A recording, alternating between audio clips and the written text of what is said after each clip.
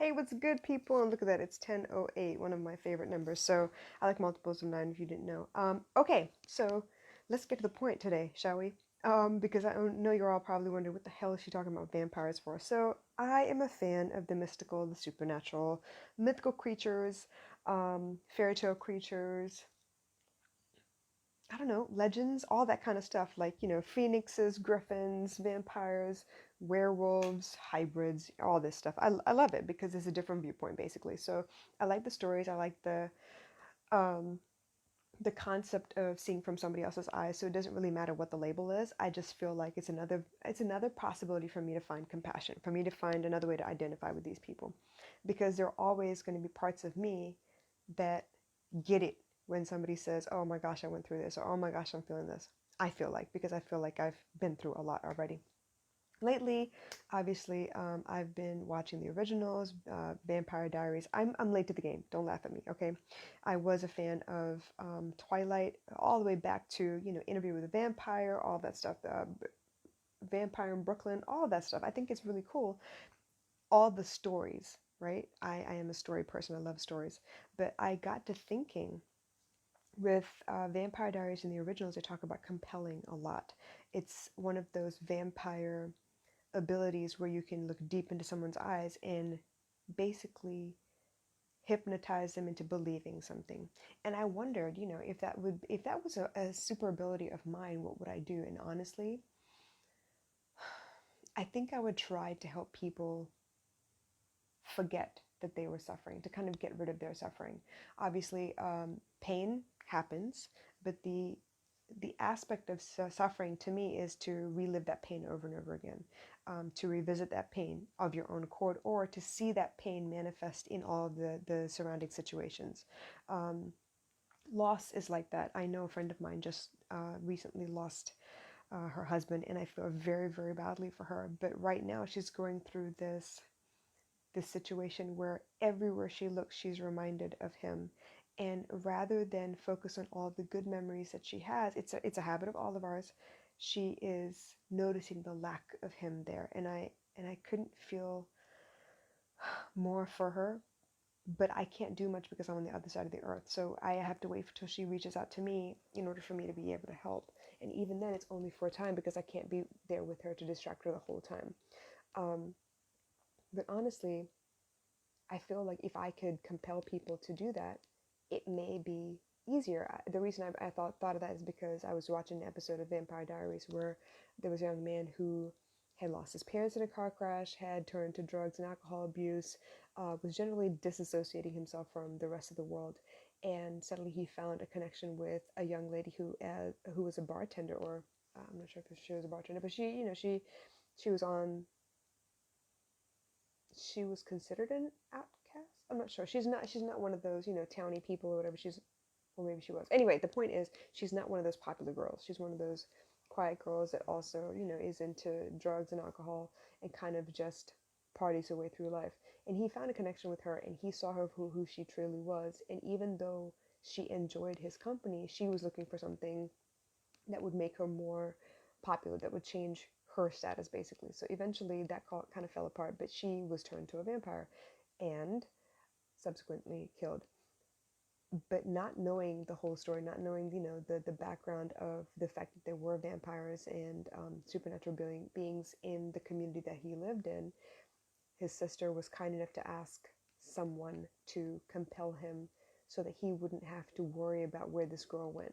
Instead of having to give him a story about how she left, she'd never come back again, she wanted him to be able to not worry about those things anymore. So what the vampire did, he actually went above and beyond for once. Instead of being completely self-serving, he actually compelled the young man to forget his suffering.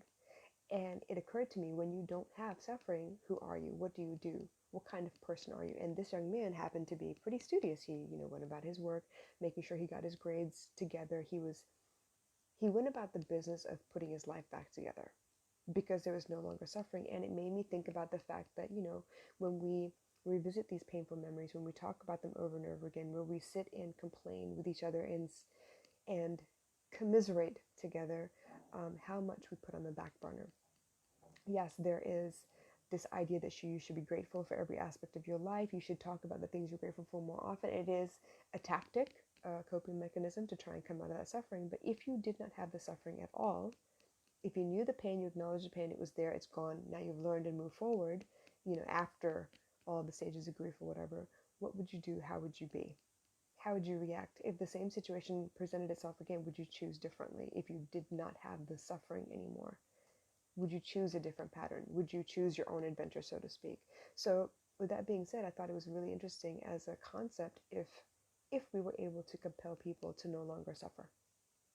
What would that look like? What would the world look like if we could suddenly eliminate suffering, as in the habit of revisiting pain and talking about our pain and staying in our pain? I'm not saying that pain is, more for me, less for you, or none of that. I'm not comparing pain. I'm not saying, what the severity of the pain is, but I'm saying if we could eliminate suffering altogether, what would the world look like? In every story that I've watched recently, somebody has a vendetta. They're off to get, their vendettas settled, scores to settle, revenge, all that stuff.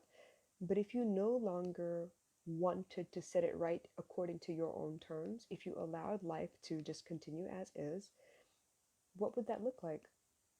If Hitler didn't hold on to the pain of art school or whatever, would there have been a world war? If, who else? The TV series Revenge. If the girl decided not to get revenge and just went on her merry way, would she have destroyed so many lives in the process? Once upon a time, if the evil queen hadn't been hell-bent on avenging her first love, would she have found love faster? Because if you think about that specific story, she avoided it at every cost because she didn't want anything to lose anymore. She didn't want to have that weakness. She didn't want to have that vulnerability that somebody could use against her. So she got rid of it altogether and she avoided it the rest of her life. It was an avoidant pattern. And I think if we could eliminate suffering, could the world actually be a happier place? Would it be an easier place to navigate? Would there be less confusion, less underhanded motives? Would there be less two-facedness in the world? I'm just curious because that's something that I would love to see. And in my own way, while I can't compel people, I can at least hold up a mirror and let them see what I see. And generally that is the best of people. I know what you could possibly accomplish. I see what your talents are because I'm standing outside of you. And a lot of times that's something that you can do for me, that you can do for other people as well. It's hard to do for yourself, which is why I have a mentor. I have somebody I go to when I'm going through it, when I find myself stuck in one of my cycles, because I'm not completely all the way healed or I'd be enlightened by now, right?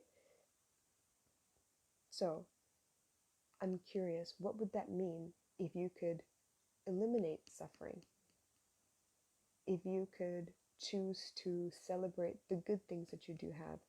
When it comes to grief, I get it. You feel the loss very, very deeply. You feel the absence of things. You feel, where you would have turned to speak to someone or called them because you had something to share that you no longer can anymore. But what if when we had those moments, we shared the story of, the last time I had this, I was able to talk to this guy and this is how he responded, and you share those stories instead? What would that look like for your life? Would that help you celebrate the memory of him or her? Would that help you keep the idea, the stories of them alive longer? Would it help you to share the stories, the great stories of your husband, your wife, your parents, your child, your cousin, your best friend? Would it help to keep their memory alive, to share those stories? And I know sometimes that's not easy, and you're not ready to do those things yet. You're not ready to just move on like they've never been here. But maybe sharing the good stories would help us help you when you don't remember them. Case in point being, I lost my grandparents, right? I didn't lose them. I know exactly where they went, but I no longer have my grandparents. Two of my grandparents whom I was very close to.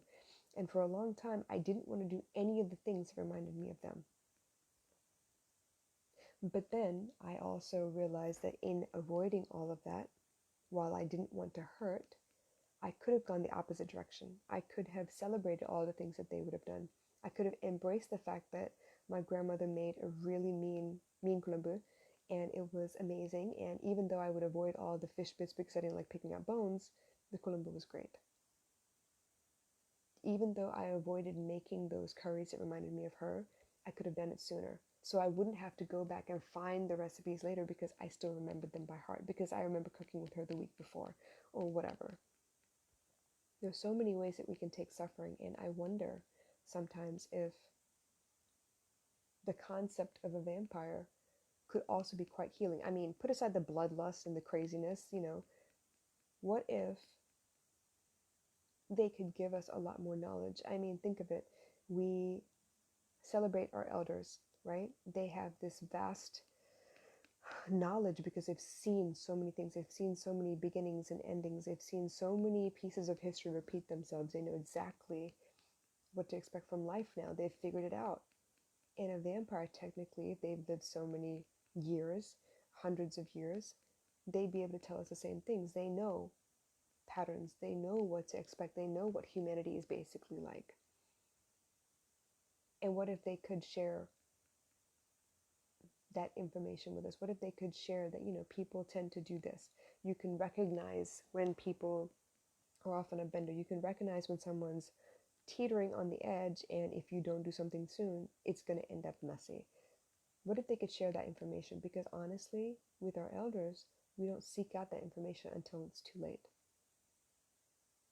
I love the idea of community raising children, because the idea that your grandparents are around while you're kids, that your parents go to work, your grandparents take care of you as kids, means you get a chance to see the world from their point of view, which means it adds to your perspective. You have your parents' perspective, you have your grandparents' perspective, then you have your teachers and your colleagues, your classmates, your cousins. You have all of those perspectives, and then from there you pick and choose the things that fit you best. It's part of what I had to go through to kind of arrive at my own, I don't know if you can call it a modality, but the way I live my life, my creed, my motto, right? So I wonder if these little aspects of these beings, whether they're real or not, I have no idea. But the concept of them is kind of interesting and curious. And obviously, I believe that there's good and bad in every creature, regardless. But imagine if you could learn from someone who's lived for hundreds of years. As in, speak to them, not read a book, not read about them, but speak to them and have them really impart that knowledge to you. Back in the day when we used to pass down knowledge from word of mouth, imagine if you could really understand and speak to someone like that. Imagine if you could compel someone to forget something. Obviously, people use it for bad and for good, but if you could ease someone's mind so they could go about living their life, how amazing would that gift be? And in a way, I guess I kind of help you put aside all the pain that you want to hold down to, that's dragging you further and further behind where you should be or where you want to be. And I hope you come to an understanding of what you can and can't control and where you could be if you really wanted it. So I kind of talked around the situation, but I think I got it out there. I think you know what I'm talking about. The idea of a vampire, the perspective of a vampire. How interesting could that be? I think there's a lot we could learn from all the very many the mythical creatures out there. Whether they're real or not, I have no idea, like I said, but imagine if they could teach us what they see, how they see the world, what they experience. Like, honestly, with all this vampire stuff, I've been watching a lot of vampire movies lately. But when they talk about, when you first turn and suddenly all of your senses are heightened, the sound, the noise, the smells, all of that's heightened. A lot of that I relate to, but in a very different capacity. When I first went through my breakup, when I found out he was cheating on me, it was like that. It was like suddenly everything had a double meaning. I didn't know what was real and what wasn't. It was like sensory overload. And I couldn't decipher what was real and what wasn't, what I was imagining, if I was imagining, what was reality, because there's so many things coming at me. Suddenly I was second guessing everything. And I kind of laughed to myself when I realized that, hey, that's kind of how I would describe it, I guess, from what I understand of a vampire first turning. That sensory overload where there's just too much information and you'd rather just cut everything off and get away from the situation as fast as possible because you don't trust yourself anymore.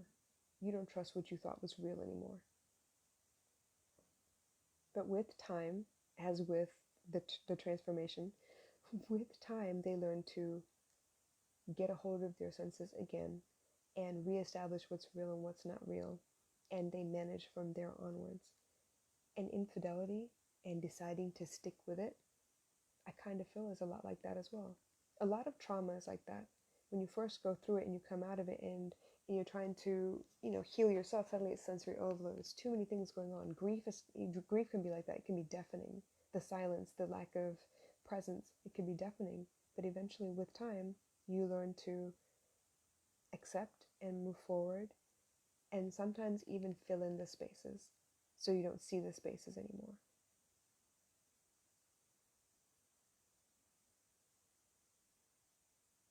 Been quite the revelation when it comes to vampires and understanding the stories that are depicted in all of these movies and TV series. But it was interesting. I always think it's cool to find another way to describe things, another way to explain things. Anyway, would love to hear your comments. If you think I'm completely insane, that's cool too. Drop it in the comments. But yeah, I like giving things a twist and showing you how you could identify with those things too.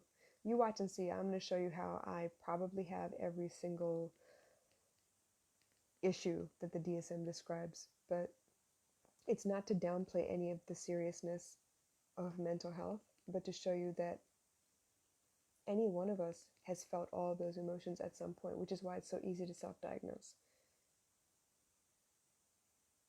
All right, you guys, I'm going to call it. I'll talk to you guys soon. Bye.